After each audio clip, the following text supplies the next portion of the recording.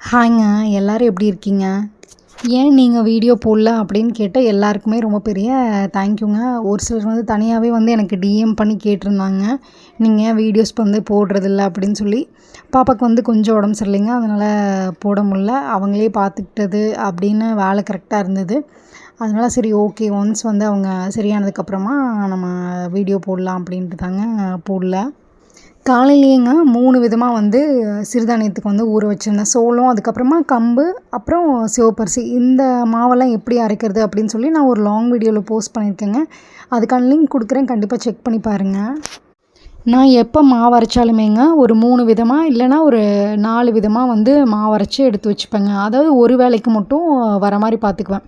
இப்போ காலையில் வந்து நம்ம கம்பு தோசை ஊற்றணும் அப்படின்னா நைட்டுக்கு வந்து சோள தோசை ஊற்றிக்கலாம், அந்த மாதிரி பண்ணிக்கலாம் அப்படின்னு சொல்லிட்டு அந்த கம்மியான குவான்டிட்டியில் ஒரு வேளை வர மாதிரி மட்டும்தான் ஊற வச்சு ஆட்டுவேன்.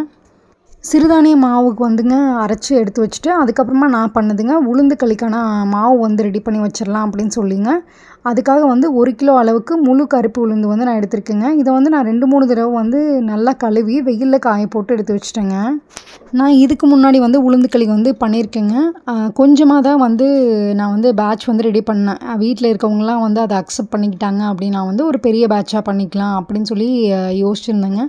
அது வந்து அந்த டேஸ்ட் வந்து எல்லாருக்கும் ரொம்ப பிடிச்சிருந்தது அப்படிங்கிறதுனால இந்த தடவை வந்து 1 கிலோ அளவுக்கு பண்ணி நான் மிஷின்லேயே கொடுத்து அரைச்சி வச்சுக்கலாம் அப்படின்னு சொல்லிட்டுங்க 1 கிலோ அளவுக்கு வந்து நான் கருப்பு உளுந்து எடுத்திருக்கேங்க. இதுக்கு வந்து கிட்டத்தட்ட ஒரு 200 கிராம் மட்டும் பச்சரிசி எடுத்திருக்கேங்க.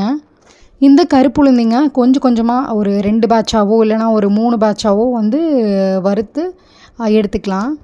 இந்த மாதிரி வறுக்கும்போது வுட்டன் ஸ்பாச்சுலா யூஸ் பண்ணிங்க அப்படின்னா கைக்கு வந்து சூடு வராதுங்க.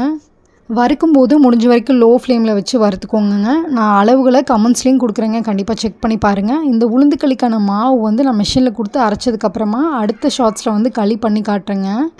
இந்த மாதிரி வந்து மாவு ரெடி பண்ணி வச்சிட்டோம் அப்படின்னா வாரத்தில் 2-3 நாள் வந்து நம்ம ஈஸியாக வந்து களி பண்ணிடலாங்க. ரொம்ப ஹெல்த்தியான ஒரு சாய்ஸ் அப்படின்னா வந்து நான் இந்த உளுந்து களி தாங்க நான் சொல்லுவேன்.